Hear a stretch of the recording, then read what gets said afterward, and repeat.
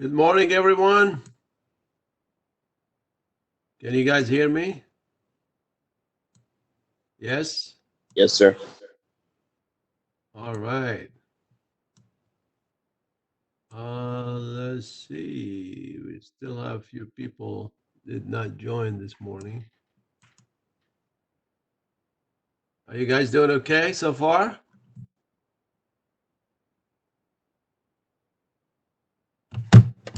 Okay, let's see. So today, hopefully, we can finish chapter 6. That's a lot of settings. We'll go through it. And at the same time, we need to toggle between the PowerPoints and the virtual machines. I'm gonna go and log into my server, my host. Oh, let's see.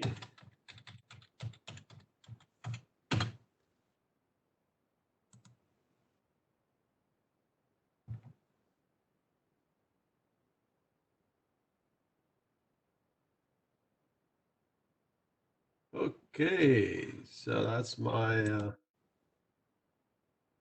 host right here. So I'm gonna go to the virtual machine management tools. And there we go. I don't need that.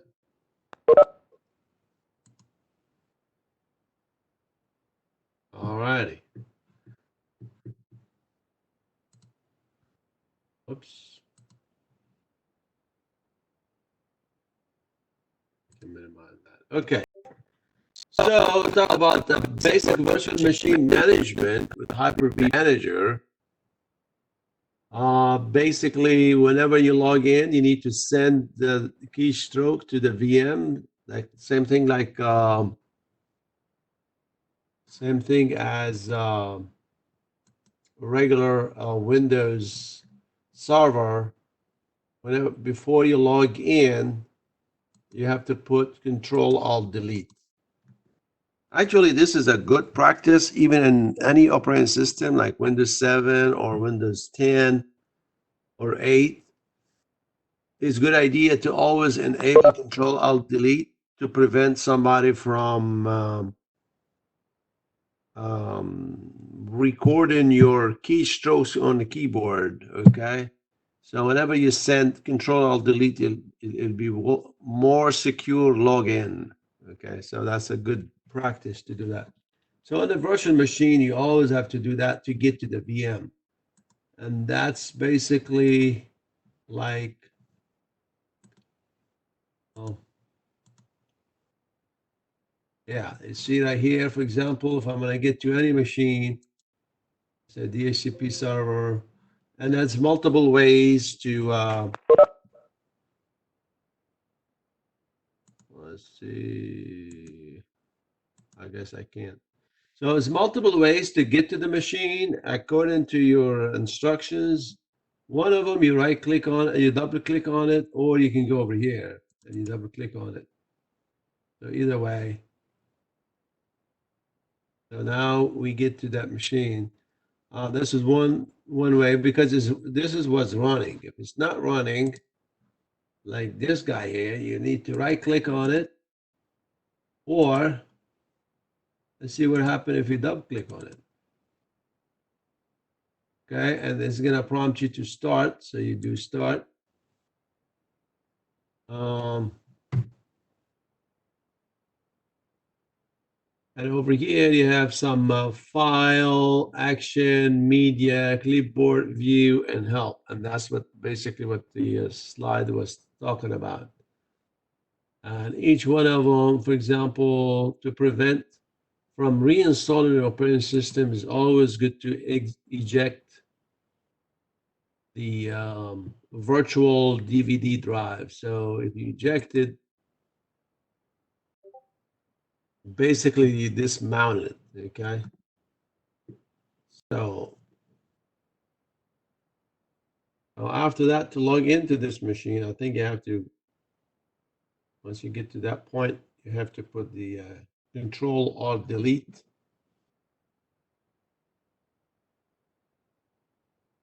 Okay, Control or delete to unlock it. So this little shape here, basically, if you click on it, is going to send that Control or delete and allow you to log into that specific VM. So that specific VM is part of a domain. Okay. So I just put the password and you can log in. Password 01. And that's how you log in. Let's see. Take a while. Okay, so now it's on. Let's see. Let me minimize the screen and go back here. So that's the Control Alt Delete, send the keystroke to the VM and start. Basically, start the VM, turn it off. You can turn it off. Shut down, send the signal to the OS to perform shutdown like a physical machine. Save the VM state. So this is one of the options. Whenever you reboot that machine, is gonna go back to wherever you left it, and you need to pause or reset. You can do that, and they have something like checkpoint, so you can create checkpoint, and we have two kinds of them. It's like a checkpoint. Basically, it is like a snapshot. It's like if something you do. If you're doing some kind of lab or something and you're trying to do something and you're afraid whatever you're trying to do is going to mess up the virtual machine, so it's a good idea at each lab to take a checkpoint. Okay. Let me see, where is on your book checkpoints? Let's see. Yeah. So that let me go back to your right here. I share screen, so right click here, run. Well, it's already running right here. I got two of them running. Okay, cancel, and this is what's running right here. So whenever you go to the machine, like we talked about, so this is double click on it to bring it up, cancel. And that's what they're talking about, the top one. And like, for example, file, access the VM setting and exit the VM. This is when you go to file right here. So you exit the setting or exit. In action, you can see a lot of stuff here. You can send Control Alt Delete also, or Control Alt N. You can turn it off by Control S. Shut down, Control D. Save, Control A. Pause, Control P. Reset, Control R. Checkpoint, Control N. So you can accomplish the same thing in here too. You do it on, if you want to go to checkpoint, you can, it's right here too. So you can see that. What else? You get a view. On the view here, you can view full screen, toolbar, or you can do like a percentage, auto, 100%, whatever. So it's the view. What is that screen? Full screen mode is going to give you the whole screen. Now, if you're working in one monitor, that's not a good idea to do it because you're not going to see the host or the others. But usually when you do working on the virtual machines, you're working like you accessing it remotely. So then it's a good idea to put full screen. So let's see, where's my, let me minimize this one here. Yeah. Now the checkpoint creates checkpoint of the VM. like we talked about, and revert. So whenever you leave, you want to come back to that VM, like say if you mess it up or something like that, so you can go revert to that state, the original state you left it. And that's what the good things about a checkpoint. So, and that's it's a good idea to explore all this one on the virtual machine to see each one what you can do with it. So that's maybe we can do that in a few minutes. Um, and that's to explain each one of them what it does. Okay. The media over here is very important. Like if you want to, I don't know if you remember when we created that SCSI, and we need to add like a virtual DVD to install the ISO. And that's what you need to put the media. Let's see right here. So that's a media. See that? Now, if I want to insert that DVD back, okay, so you can do insert it back. And this is basically you mount it or whatever operating system you want with the ISOs. Always the media is associated with the ISO. Now, this is the case if you use in, for example, generation 2. If you're using generation 1, you can really use the host, a DVD machine. Okay. And over here, you can select what operating system you want to map it to. So this is Windows 19, which is okay. And now I have a drive. Whatever drive, this is going to be the DVD. So if you go right here on the folders explorer right here, and you can see I have a DVD right here, which is basically that's my operating system, the ISO in here. So if you right click on it, what happened? You can eject it, or you can install or run a program from your media.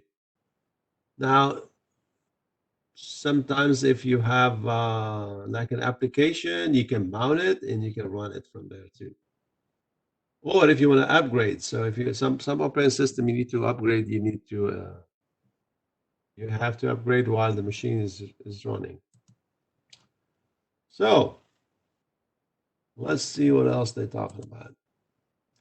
And all the settings right here. So let me see what else they're talking about. Anything to do on the state of the virtual machine? All the settings right here. First of all, to connect it to a different network and all that stuff. And that's what we can see right here.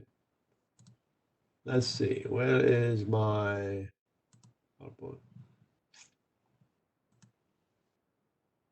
Okay, so this is very important. Important export VM, copy the virtual disk, converting a physical machine to a virtual machine, and they have the instruction. Actually, that was a project for the students to do in your lab assignment. So allow you to have like a physical server or a machine and you convert it to a virtual machine. And Microsoft, they have a special tool called Microsoft System Center Virtual Machine Manager, which is SCVMM. Okay. So all what you do, also they have another tools, less expensive and less complex option is to download the free Disk2 VHD utility. And usually you can get that from Microsoft TechNet. It's on the book on page 216 if you want to look at it. And really, this is a good practice. Like for example, if you have a physical machine and you need to convert it to a virtual, so you can do that. Okay, using that tools. I gave that a project for the previous students, and they did it in the lab. So if you have some resources, you have a machine, and you want to convert it, download download these tools and see if you can create some kind of image or convert it to a virtual machine. So on page 216 tells you the tools that you want. So you can achieve that by two things. By using Microsoft System Center Virtual Machine Manager, which is SCVMM. Okay, so let me see if I can write it down in here. So you can use SCVMM.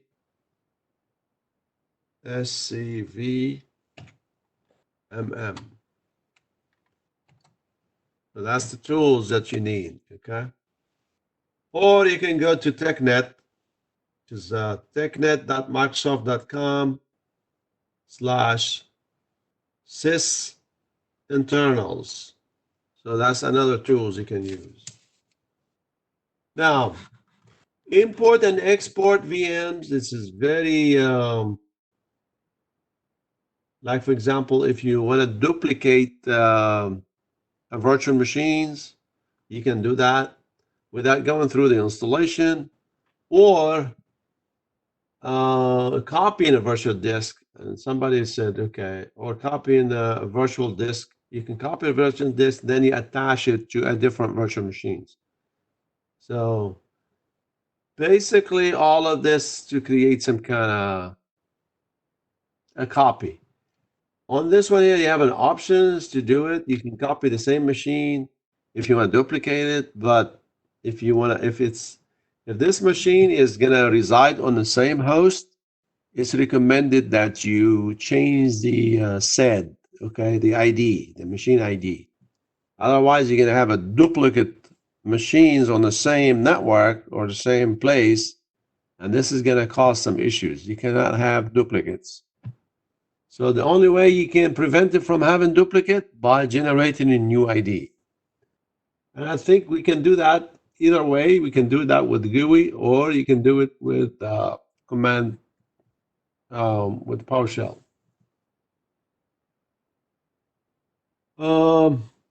With the PowerShell, I copy. Let me see if I can bring that little command. I researched it this morning, I think, and I did. Let's see. I have a little file server. I have a little file. I did this one here.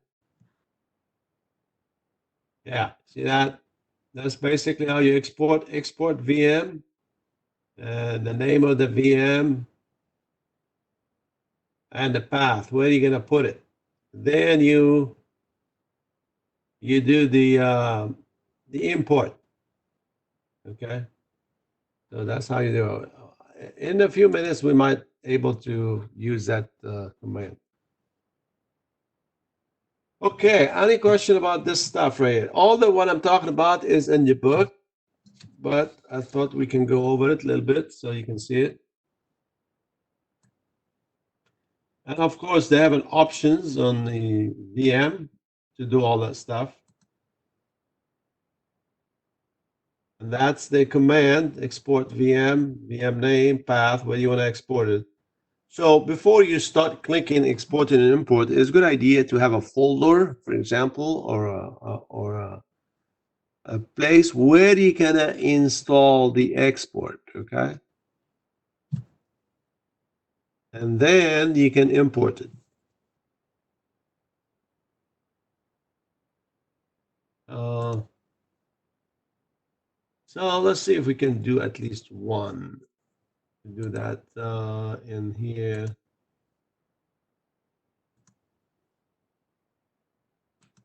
So let's see. I want to duplicate this server 3. So I can turn it off first. Then I need to go to that folder. And I think I have it on G right here, all this stuff. What's in folder 1? Okay, folder 1. I'm going to create a new folder. And that folder, we need to call it export. Export VM.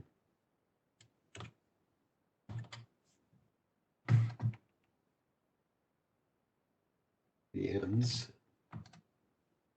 Okay. So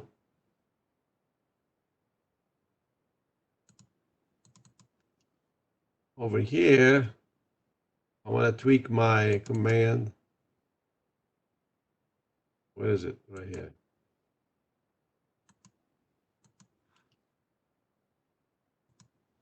Problem is I cannot find my command. Let's see. Oh, we can do it by the wizards. That's no problem. How come I didn't see it? Right click. And export VM. I bet you it's running somewhere in the background. Yeah. There we go.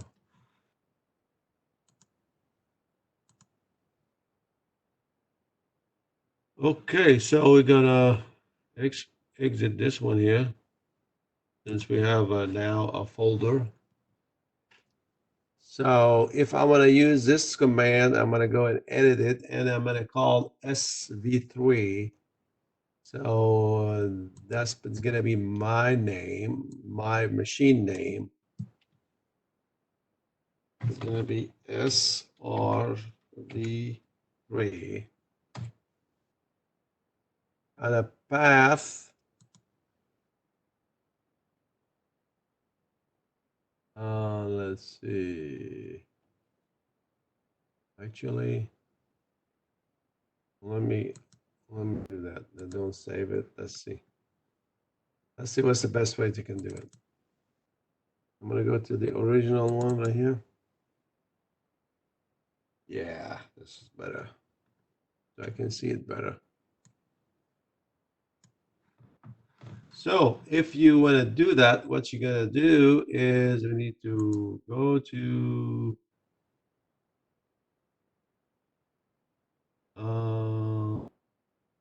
this one here.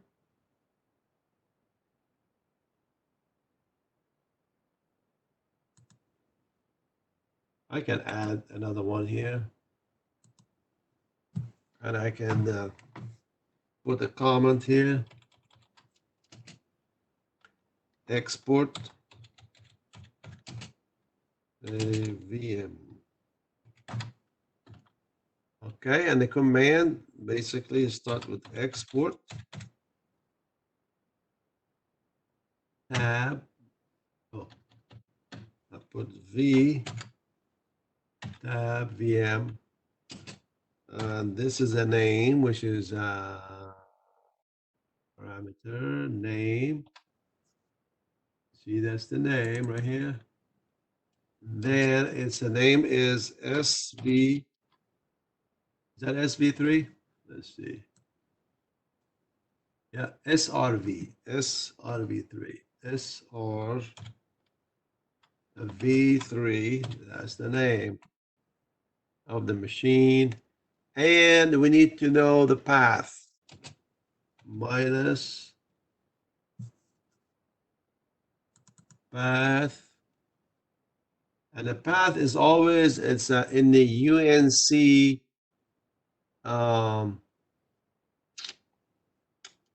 UNC format, like // server name. The server name is cloud cloud dash s slash, okay, and it's gonna be G, right? Okay, is it G? Yes, G. Yes, this is the G. Slash a VM folder, export VM. You see that? Export VM. That's the name, export VMs. Now I have this one here. Slash, oh, I guess it's part of the command, I guess. This is a little, export VMs.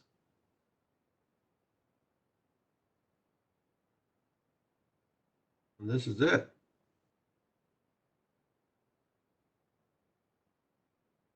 Export VM. I think this is it. Okay.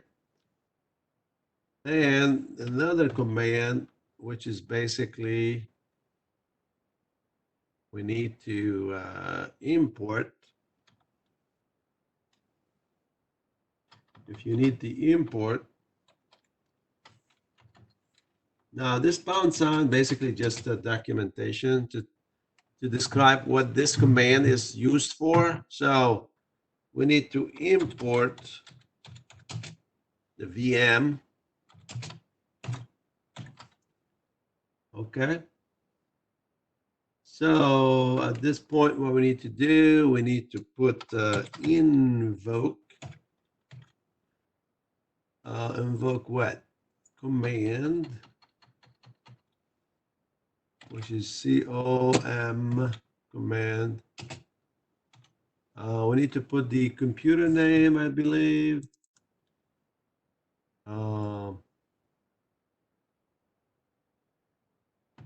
Okay, so this is the only host I have is this guy here. So we need to put cloud dash s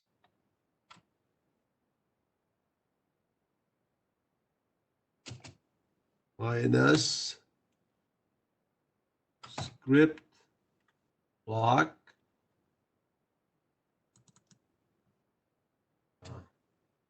parentheses import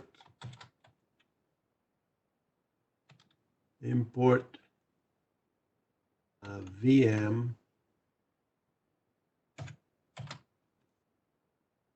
What's the path? Path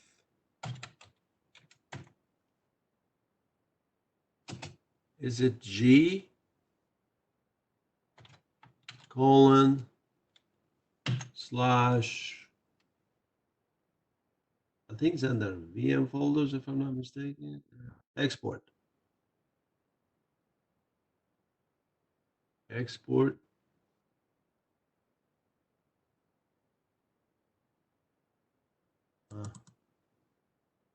Slash, which one?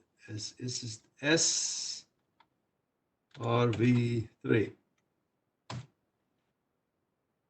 Okay, so now if I do this, we need to do some kind of, what do you call it? Options here. Let's see. Question mark.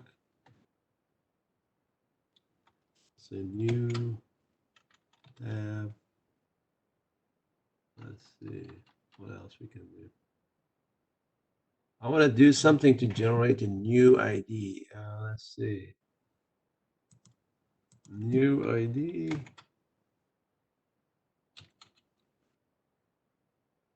New. I didn't see it. New. Well, let's execute this one first to export it to make sure it works. I'm going to highlight this guy here. Let's see if this is going to work first. And you need to run this command. Now I exported it.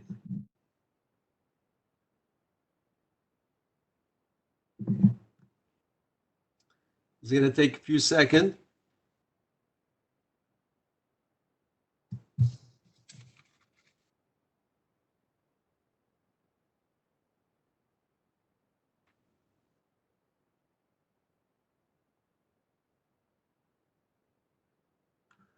Okay, at the same time, I can look for that command that I need to use over here.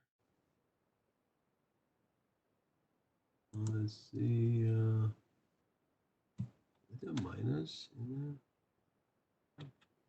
No.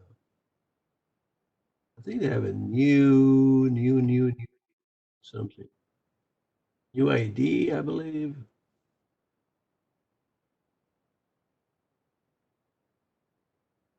Let's see. It should be in the book actually. Let's see. If we look in the book somewhere, it's supposed to have it in the book.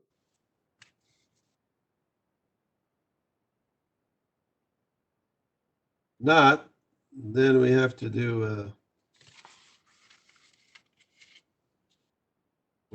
it with GUI so you can see the options. So this is going to take a few seconds.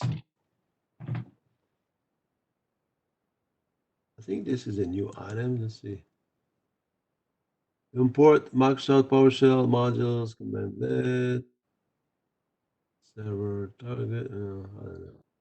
We'll see.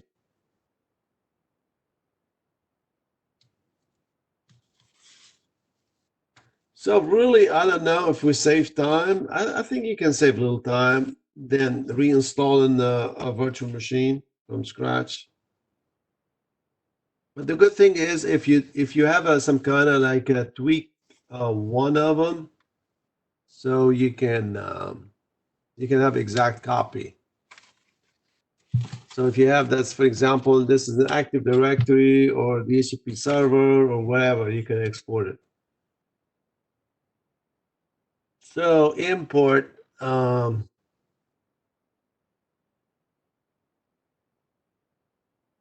This is not going to work till I close that little graph here. But it's supposed to have some kind of another command here. We're going to see which one.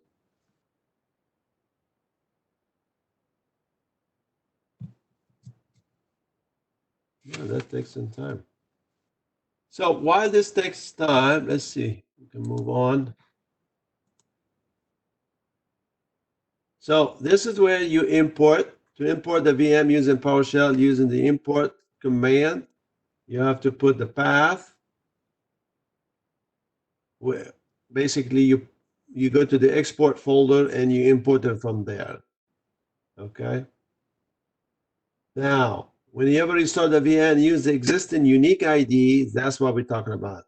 Or I can use a new ID. So it'll be better if the VM is going to be on the same host, so you need a new ID. If, for example, you're making a copy on a different host, then you can keep the same ID. So that's basically the rule of thumb in here. So, copying a virtual disk, the result of copying it is similar to an export import, but procedure is different. Copy the virtual hard drive from an existing VM to a new one. So basically, also you can copy the virtual disk and you install your machine. And after you install the machine, you can attach the existing virtual disk to the new machine. And that's another way you can do that too. So create a VM with a new virtual machine wizard, but it's connect virtual hard disk window, select the use existing virtual hard disk options. So there's another way to do it. The only real difference between this method and the export import method is that in this method, you must create a virtual machine and can change the VM name and the configuration in the new virtual machine wizard. So basically, you will have a different virtual machine name and a new ID if you copy the virtual disk.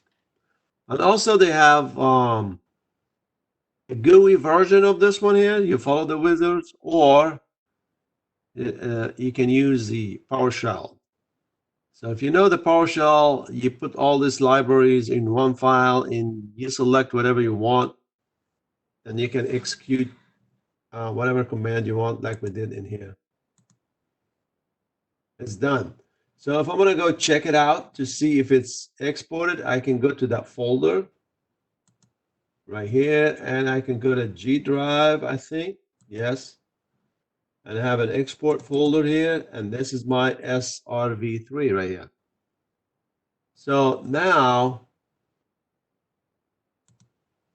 since I don't know how to do I don't know the extension for that command right here, I can go to Hyper-V, I think, right here, and import virtual machine. See that? I can use this one here, and you can follow the wizard. You go next, and specify the folder containing the virtual machines to import. You go to the export folder, which is in G, I believe, G drive. Where's G? G, right here. And you need to point it to export VMs. And that's the VM that we need to export. You select it. Okay. Specify the folder containing the virtual machine to import. You go next. Select the virtual machine is already selected. You go next. Now, that's what you need to pay attention right here. This is very, very important. So you see, register the virtual machine in place using the existing unique ID. Okay, this is good if you import it, you put it on a different host. And also you restore the virtual machine, use the existing ID, or you're going to copy the virtual machine, create a new unique ID. And that's what you need if it's going to reside on the same host. See, this is basically, that's my host right here, Cloud V. So if I have another host here, then it's okay. I can use any of the other options. So let me see. I don't know. Let me see if we can see. I think I need to look. Do you have the book? I think they have a command in your book to see what is the extension for this command right here. I'm going blind this morning. Oh, anybody can see it? No? I like to try it. Well, I can find it, and later on I can do it with the command. So, but for right now, it's okay. We just finished the where are we at? Right here. So we're gonna go next. Okay, so where do you want to store the virtual machine if different from this? So I do, let's see, GM folder, store the virtual machines in a different location. Let's see. You specify a new or existing folder to store the virtual machine. Otherwise, the wizard imports the files to default Hyper-V folders on this computer, all the folders specified in the virtual machine configuration. So we'll go next. This one is different. This is the only thing is different right here. I want to browse. Let's see, virtual machine. No. You see, this is like a page file. I moved it from the default, so I can keep it on the same one, I guess. Let's see. Go next. GM folders, VM folders, yes. Go next. And that's what basically is going to install it.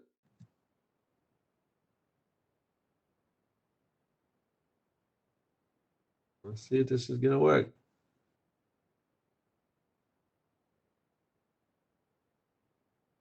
So now I'm going to have a different ID. So I can go ahead and change the name if I want to, since it has a different SED.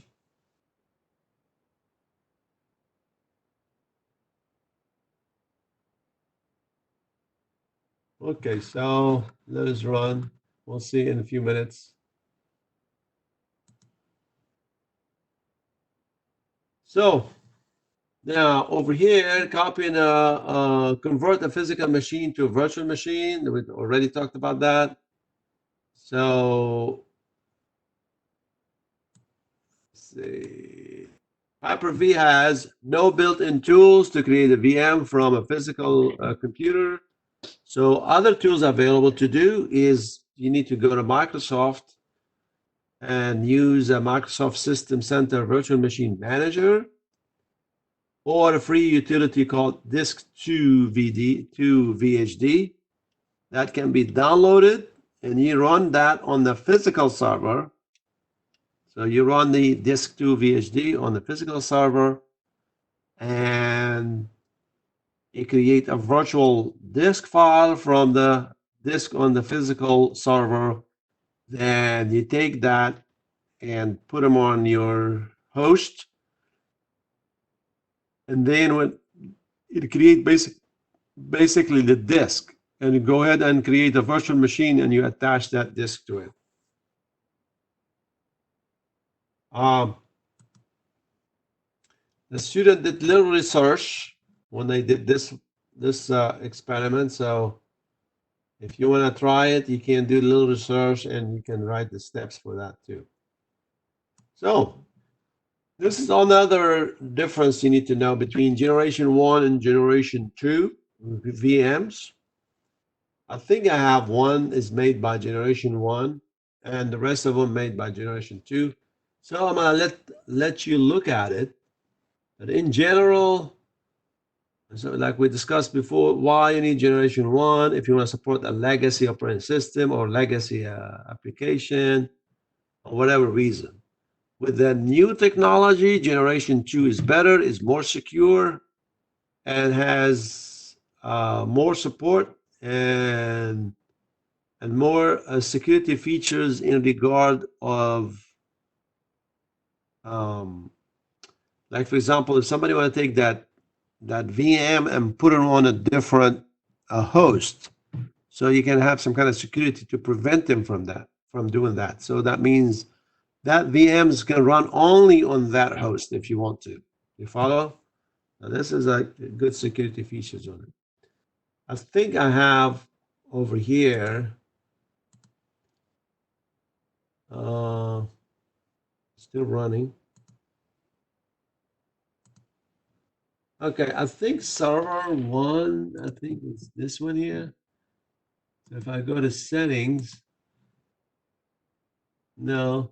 So the difference between server 1, I mean, generation 1, generation 2, uh, generation 1 support old technology like IDE. Generation 2 uses SCSI. Generation 1 use old like network emulator drivers, and the new one is faster. They use synthetic drivers, which is you don't have to have an overhead to emulate it to a physical drivers. So that's a lot of advantage of having. Plus, when you have a SCSI controller, you can add up to 64 devices in it. So So it's more modern, more secure. Generation 1 used the old BIOS with MBR. This one used UFI. So that's a lot of different things you can do. Look at this. This is now it's done. I can see I have a duplicate SRv3 right here. So if I go and change name. Can I rename it? How about if I put -1?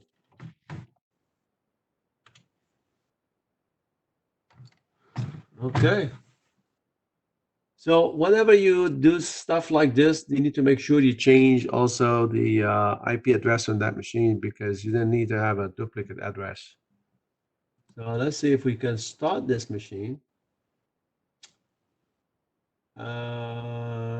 Start.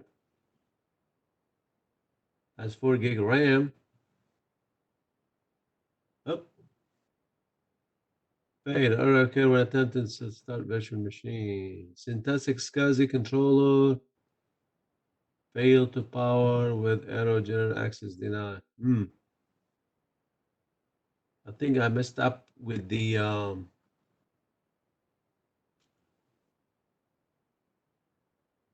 let's see.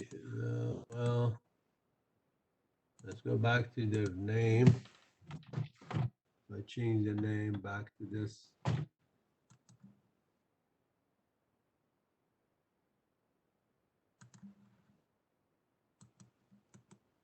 Start. Let's see. This is gonna start. Yeah, same problem.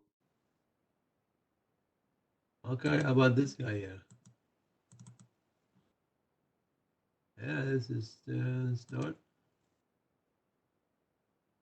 But this is no problem, but the other ones didn't work well. So, oh well. I need to check on why it's not doing it. I think we messed up something somewhere. I missed something. Anyway, so this is the list. Unified Extensible Firmware Interface, UFI firmware instead of traditional PC BIOS. This is on generation 2. Device support has network boot with the IPv6. They use VHDX instead of VHD. GPT partition instead MBR. They have this expansion, reduce attack surface, and secure boot. So this is all part of generation 2. So if you have all this feature, why you want to use generation 1? That's the question. So the only reason why you want to use all technology is because if you have to. Otherwise, there's no need to go backward, okay? So, for example, if you have a software need 32 bits or whatever reason, okay, so you can use that old one. But for the new technology, it's better, it's more secure, and actually it's a lot faster too. Now, why is faster? Because they don't have to have the overhead to emulate drivers, okay?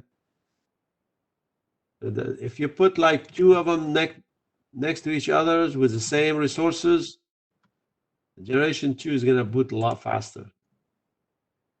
Now, converting generation 1 VM to generation 2 is possible, but you cannot use generation 2 VM on Hyper-V's version before Windows Server 2012 release 2. So you need to have the right version first.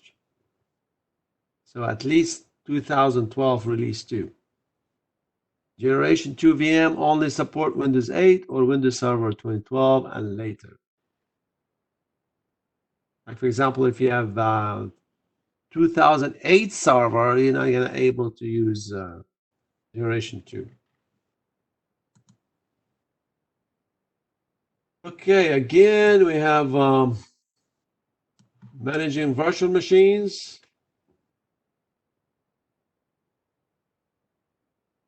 You're gonna have virtual machine hardware settings, integration server, checkpoints, automatic, blah, blah, blah, blah, blah. So I think we can have, let's see, where we have to go with this.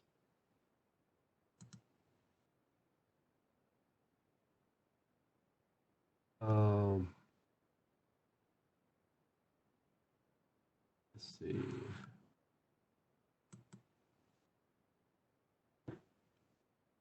Virtual machine, Hyper-V settings. Let's see. Okay, so this is like, for example, setting on the if you manage any virtual machine, and the setting is gonna apply to all the machines. So that's another settings you can do in here. Let's see what they say on the PowerPoint.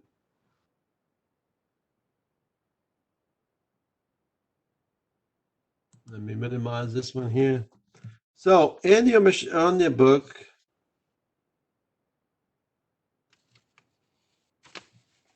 so you can go to virtual machine hardware setting, which is right here. Let's see. Oh, okay, right here. So any machines you want to check on the settings, you just right click on it, or you go to setting right here, or just highlight it. Okay, and you can see it over here too. So all the settings right here. Let's see. And also over here, they give you some kind of like a summary of resources consuming. They have another features you can download to meter to tell you how much memory consumption you have and so on. Let's see on this guy here. Setting. Let's see what settings we have. For example, you can see the firmware you're using, a security setting. This is enable secure boot. It's already checked. Now, also, if you want, you can enable encryption in that. The memory settings, also, you can do that. Like in my case, I'm using dynamic 512. And the reason why it's dim, because it's running. So if you shut it down, it's going to be different. Let me see something. So I do this one. I might have it different. Okay. So this is the firmware. This is the security setting. You see that enable trusted platform. This is for the encryption. Security policy. This is very good to do policy, security policy. That means like if somebody hijacked this virtual machine, because the virtual machine is just a file. If somebody copied wants to run it on a different host, if you have that enable shielding, it's going to prevent them from doing that. Now, on the memory here, you have an options to do, because over here you have specified the amount of memory that the virtual machine can use. So we'll put 4096, for example, and if you put dynamic, you can put the minimum and maximum amount of RAMs you're going to use. So you start with 512 and you say 4096 maximum, or you can put 3 gig if you want. So 3 times 1024 times 3, 3 times 4 is 12, 3 times 7, 0, 3, 3072. So you can put 3072. That's the maximum they can use. Out of bound. Yes, because over here, how about if we put 2048 in here? Okay.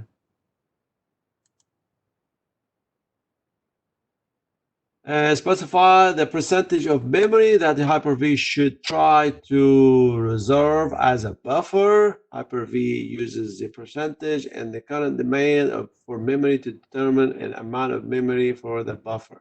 So in case you have a spike, okay, that's what that's for. Memory weight, and this is good. For example, you can specify different virtual machines, how much memory weight. You don't want some virtual machines to take all the memory, okay, if they run in something.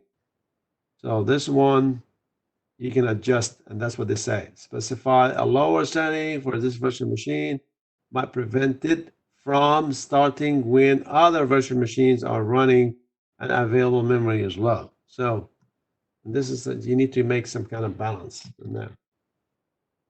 Processor, you can add different instances. Well, some application that might need 2 cores instead of one, so you can enhance the virtual machines here. Especially if this virtual machines is running another virtual machines. So maybe you need to put another instances here. See that if you can put two virtual processor two if you want to.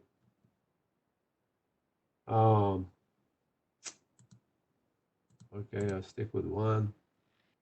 Of course, over here you got SCSI controller. You can add another drives or another controller, but each controller has like what? Plenty. And I think this is my problem right here. So you have, look how many you have. You can have up to, start from 0 to 63, I believe. Yeah, 63. So that means you can have 64 devices in one SCSI controller. So that's a lot. Okay. That's why you need that number in there. But why is this the problem here? Let's see.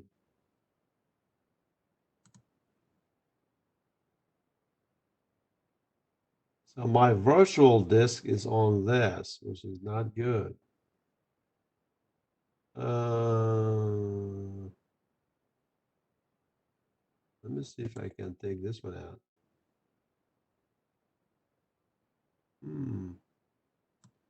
I want to see how I'm going to repair this guy here. Well, let's see. Let me see if I can turn this one off. And I go to setting and see what's in the SCSI. Is that the same place? I guess. So we need to put them on a different one. If you go to DHCP, turn it off. Let's see if all of them has the same issues, settings. Yeah, you see this one has their own DHCP VHDX. So the virtual hard disk. So I have the same problem with the virtual hard disk. The virtual hard disk needs to be the name of the server 3, for example. Server 3 .vhdx.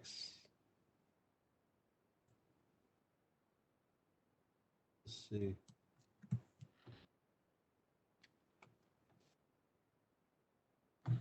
So delete this one here too.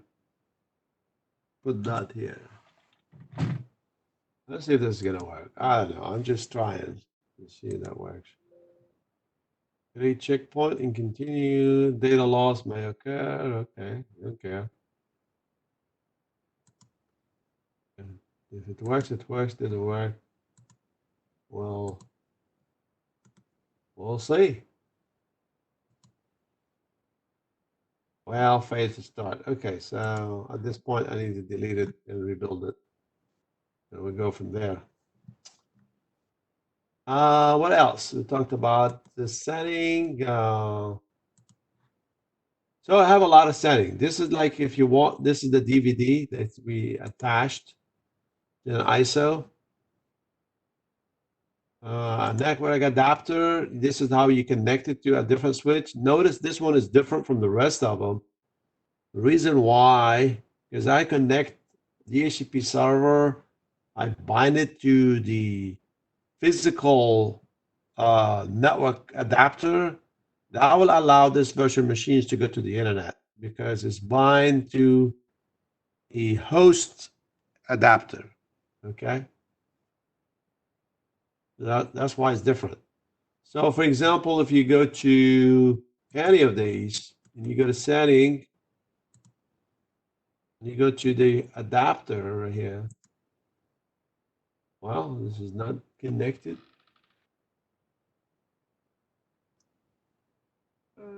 I can connect it. There's no problem. So this is not connected to any adapter. If I want, I can Are you connected to the external or to the internal? Let's see if you're connected to this guy here. This is gonna work. Yeah, now those two machines can actually go to the internet. Now, if you notice on this one here, it's connected to the internal. Let's see. Yes, see that internal network? Connected to the internal switch. So if you want, you can create your virtual machine and later on you can connect it to whatever switch you want. Now, is it possible the virtual machine will be connected to multiple virtual switch? And the answer is yes, you can. But in order to do that, you need to go and add hardware and add network adapter to it first. And then you can connect the new one to whatever virtual switch you want. So this is basically anything you have to do with the virtual machines. You go to the setting. Name, that's the name of the virtual machine. You can edit integration services. This is very important. You have operating system shutdown. Like, for example, you can set it up like if that machine goes down, what's going to happen to the VMs? So one of the options you can do, you have a lot of stuff here. You can select the services that you want Hyper-V to offer to this virtual machine to use. So operating system shutdown, basically you shut it down. Time synchronization, sometimes you need to synchronize the time of the virtual machine with the host, or you can, if you want to connect it to a different time zone, you can do that too. Data exchange, you can exchange between host and a virtual machine. Heartbeat, basically the host will monitor the status of that virtual machine. And I think, let's see if you move this one in right there.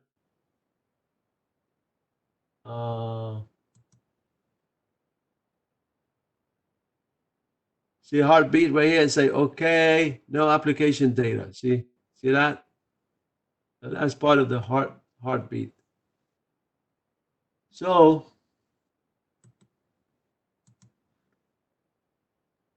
and that's basically what the integration services right here. Backup volume, shadow copy. If the basically, so if the virtual machine corrupt or something, so they create shadow copy so you can retrieve it. Okay, so what's the guest service? I forgot what this is for. It's on the book somewhere. Let's see.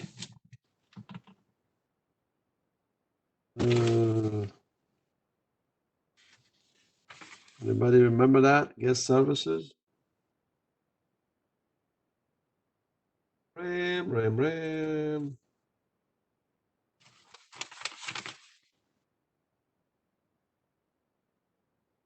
Okay, guest services basically allows copying files to running VM out of band, meaning without using the virtual network connections. So guest services use the Hyper-V VM bus that all VMs are connected internally through the Hyper-V. By default, the guest service is disabled, but after it is enabled, you can use the PowerShell command copy VM file on the host computer to copy files from the host to the VM. So you can copy files between the host and the VMs if you want to put the guest services. Checkpoints. So this is enable. You can configure options for checkpoint for the virtual machine. Select the type checkpoint that will create when user choose to do checkpoint the virtual machine. You have production. You have a standard and production. Okay, and that's for labs purposes, use the standard. For production, we use this one here. So And as they say here, for a production checkpoint, use backup technology in the guest operating system to create data consistent checkpoint that do not include information about running application. And that's what say, create stand checkpoint if guest does not support creation of production. Or you can do standard, create basically consistent checkpoint that capture the current state of the application. So let's see. Yep. So I want to do standard because that's what they say in the book. For lab purposes, use standard. This is like on a production environment. Now the page file, usually the location for the page file is on the VM, like MS folder, RM, SRV. That's where the page file. But in some of them, I went and changed it, and it gave me some trouble. I don't know why. Like for example, on this guy here, when I put them in a different folder. See, I went and created the paging folder, but it didn't work like it's supposed to. It gave me some problem. Okay. Let's say this is server. Let's see settings. So, like for example, it's a MS folder RM SRV. So, if I do over here, actually over here, let's see if that works. So we go to setting, page file. Put go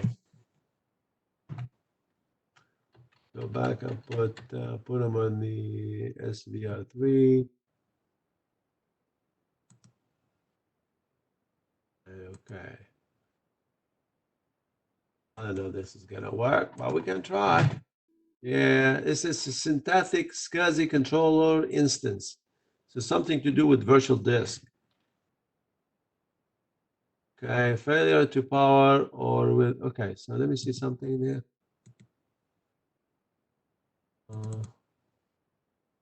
Media, maybe I need to eject it. Okay. Sometimes that makes sense. Action start. Yep, that's the problem because what happened is both of them they should share the same DVD. So that's a common error, but now it's working. So okay, guys, any question about what we went through?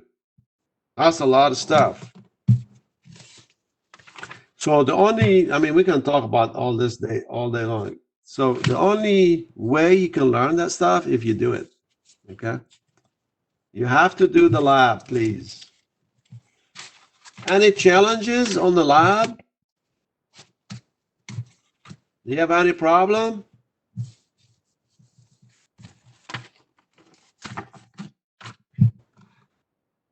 What y'all think?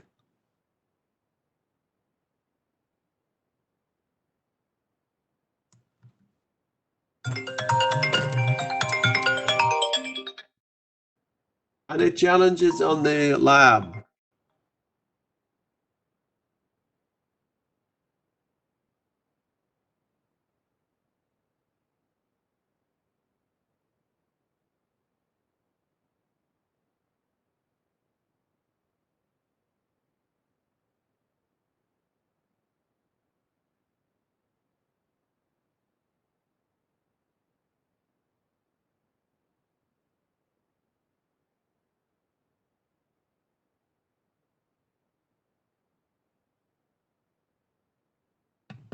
Okay, any questions? So we're gonna stop right here, and I'll see you in about. If you don't have any question, I'll see you in about 9. So yeah, 9:25, right? I'm gonna stop recording first. Any questions?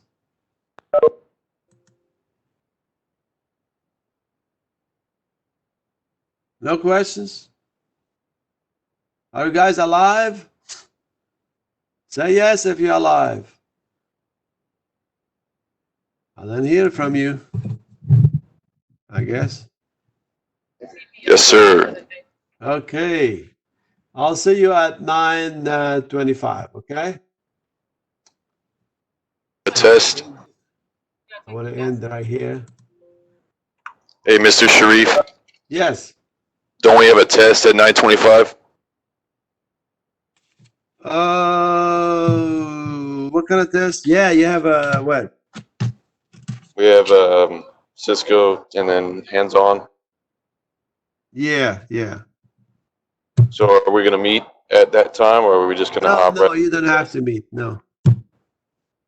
Okay. I just activate the test for you and upload it, and upload the. I will upload the what do you call it? The skills on the files folder. Sounds good. All righty.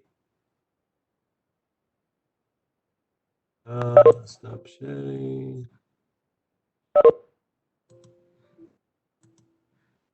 Let me minimize this one here.